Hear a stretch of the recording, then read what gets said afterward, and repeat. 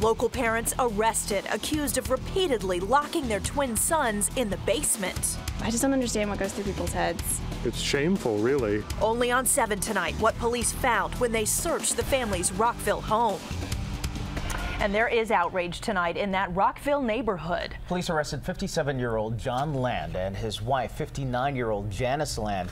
They're now facing charges of abuse and false imprisonment for allegedly putting their 22-year-old sons, who have autism, in a locked basement with no way out. And only on 7 now, Montgomery County reporter Kevin Lewis is live outside the family's Rockville home with more on what police describe as deplorable living conditions. Kevin? Well, some police came to this home armed with a search warrant for a completely separate matter, meaning officers had no idea they were going to find 2 adult men held captive in a basement chamber. And as of tonight, the city of Rockville, it's condemned the house. A prison in Rockville. The inmates, twin 22-year-old brothers with autism. The jailers, according to police, their own parents, John and Janice Land.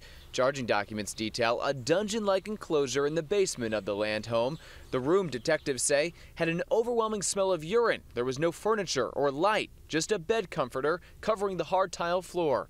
The boys reportedly held hostage by an external deadbolt. I work with kids. I work with kids with disabilities, and the kids I work with are certainly not in basements, and that's really upsetting.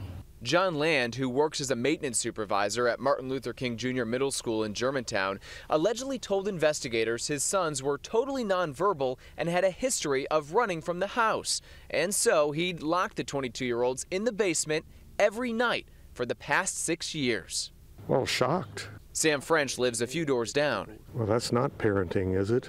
I mean, that's just locking someone up, for God's sakes. I mean, that's a terrible thing. Who would do that to their children? I'm happy that they were found. I'm happy that they're alive. I'm happy that now they can get the resources that they need to help these kids thrive. There's a lot that they can do. Just because they have autism doesn't mean that they need to be locked in a basement.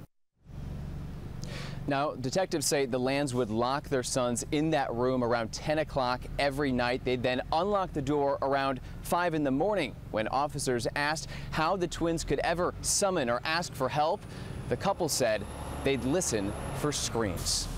We're live tonight from the Montgomery County Mobile Newsroom in Rockville. I'm Kevin Lewis, ABC 7 News.